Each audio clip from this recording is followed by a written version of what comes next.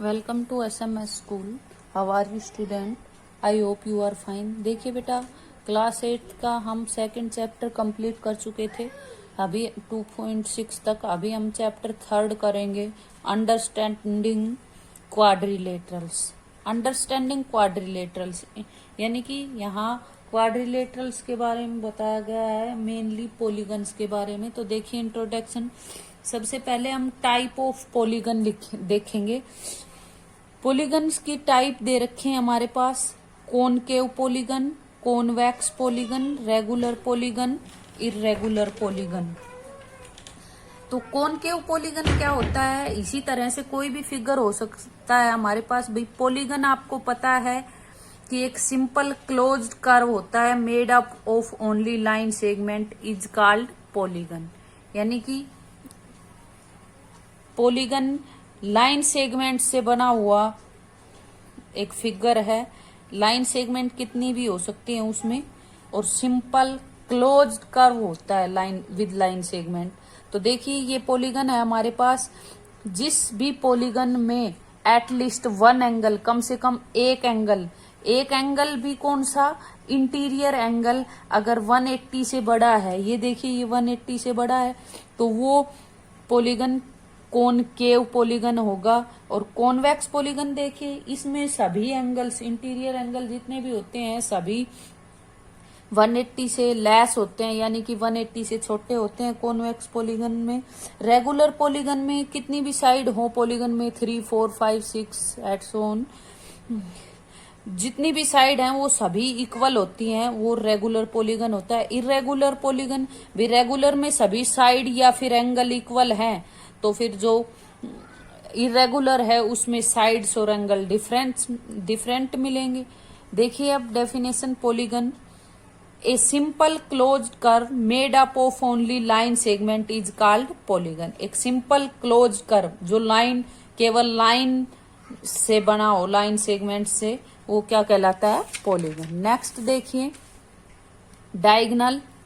A diagonal is a line segment. Diagonal एक line segment ही है connecting two non consecutive vertices of a polygon. एक polygon के non consecutive यानी कि कॉन्सिक्यूटिव जो लगातार होते हैं, वो उन दो नॉन आ गया मतलब लगातार वर्टिसेस नहीं है कोई भी, जैसे इससे टच ये है, इससे टच ये है, इसके अलावा एडजेसेंट बोल दो, चाहे कॉन्सिक्यूटिव बोल दो, नॉन एडजेसेंट या फिर नॉन कॉन्सिक्यूटिव, यानी कि ये तो लगातार हो गए, इसके अलावा ये नहीं है कंटिन्यू, तो इससे इसको ज्वाइन करेंगे हम, और इसको इससे, तो ये इसके डायगोनल्स हो गए।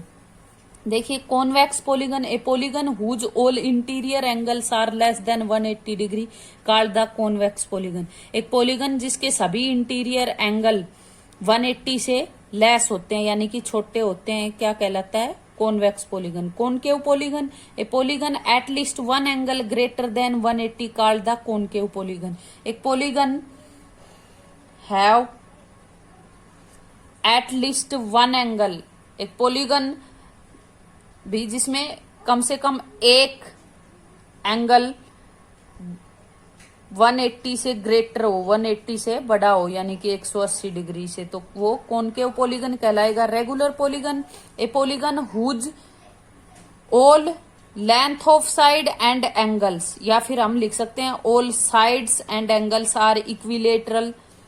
भी इक्विलेटरल हो, जिस पॉलीगन के सभी साइड्स और एंगल इक्वल होते हैं, कॉल्ड द रेगुलर पॉलीगन, वो रेगुलर पॉलीगन कहलाएगा। Irregular, a polygon whose all sides and angles are different या फिर not equal, called the irregular polygon.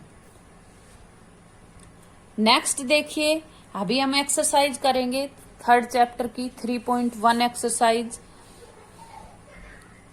Give here are some figures. यहाँ हमने कुछ फिगर्स दे रखे हैं, इनको देखना है, और फिर देखो पूछा क्या गया है, classify each of them on the basis of the following. Base के अकॉर्डिंग हमने इन क्वेश्चंस के आंसर देने हैं। यहाँ पूछा गया है भाई ये फिगर देखे, अब आपको पता है पॉलीगन कौन से हैं, जैसे पॉलीगन में क्लोज फिगर होते हैं, और लाइन सेगमेंट होती हैं इस तरह से। और सिंपल कौन से होते हैं, जो इस तरह के हैं, ये सिंपल है। जहां भी कोई कट मिल गया, कोई लाइनें एक दूसरे को कट क्रॉस करके जा रही हैं या इस तरह से डबल डबल हैं, तो वो सिंपल नहीं होते। तो देखिए सिंपल कर्व, यहाँ ए पार्ट में इनमें से इनको देख के यहाँ से हमने छांटने हैं, कलेक्ट करने हैं कि सिंपल कर्व कौन कौन से।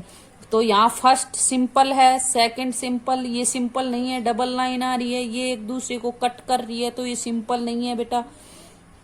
ये सिंपल है, ये सिंपल है, ये है, ये लाइन इनको कट कर रही है, ये सिंपल नहीं है। तो यहाँ क्या आया हमारा 1 2 5 6 7 हमने लिख दिए भाई। ये पार्ट आपके सिंपल है।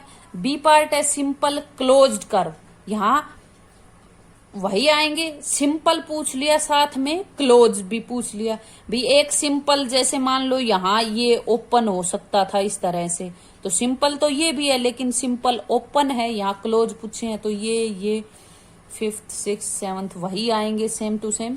सी पार्ट देखिए पॉलीगन, पॉलीगन कौन से हैं, क्लोज हों और साथ में लाइन सेगमेंट से बने हों। ये हो गया, ये हो गया।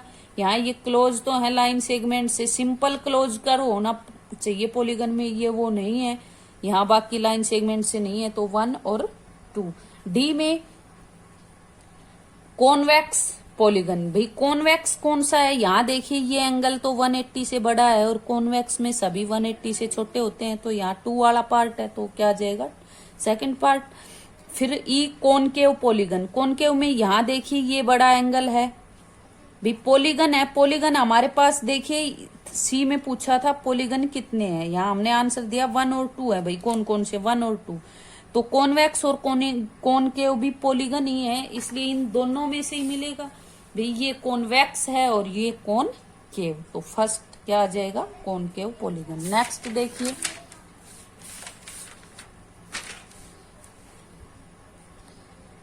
How many diagonal does each of the following have, भी इनमें आपने ये दे दिया, यहाँ नेम फिगर नेम, इनके डायगोनल्स बताने हैं कितने होते हैं।